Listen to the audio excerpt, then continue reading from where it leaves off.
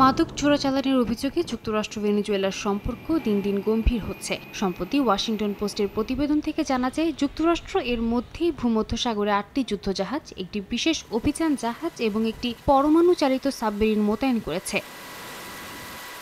আগামী সপ্তাহেই সেখানে পৌঁছাবে USS Gerald R Ford carrier. সঙ্গে থাকবে আরও 3টি জাহাজ এবং 4000 সামরিক কর্মী। পুয়ের্তো রিকোর ঘাঁটিতে মোতায়েন রয়েছে F-35 যুদ্ধবিমানও। মার্কিন প্রশাসনের দাবি, মূলত লাতিন আমেরিকার মাদক কারবার প্রতিহতের উদ্দেশ্যে সেনা মোতায়েন করা হচ্ছে। সেপ্টেম্বর থেকে তারা সন্দেহভাজন মাদক পরিবহনকারী জাহাজে হামলা চালাচ্ছে, যদিও কোনো অভিযান ভেনেজুয়েলার নৌসীমায় হয়নি। বিশেষজ্ঞরা বলছেন, ভূমধ্যসাগরীয় অঞ্চলে এত বড় সেনা মোতায়েন কেবল মাদক প্রতিহতে সীমাবদ্ধ নাও থাকতে পারে। ভেনেজুয়েলার প্রেসিডেন্ট নিকোলাস মাদুরো অভিযোগ করেছেন, একের পর এক পদক্ষেপ নিয়ে দেশটির উপর চাপ সৃষ্টি করছে যুক্তরাষ্ট্র। সরকার পরিবর্তন এবং তেল সম্পদ লুটের জন্য মিথ্যা অভিযোগ আনা হচ্ছে বলেও দাবি করেন তিনি। মাদুরো যুক্তরাষ্ট্রকে কল্পকাহিনী তৈরি ও মিথ্যাচার ছড়ানোর জন্য দায়ী করেছেন।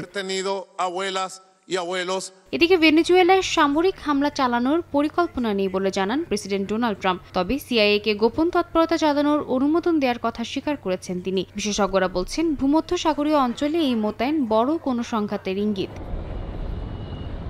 সাদিয়া তাসনিম, সময় সংবাদ।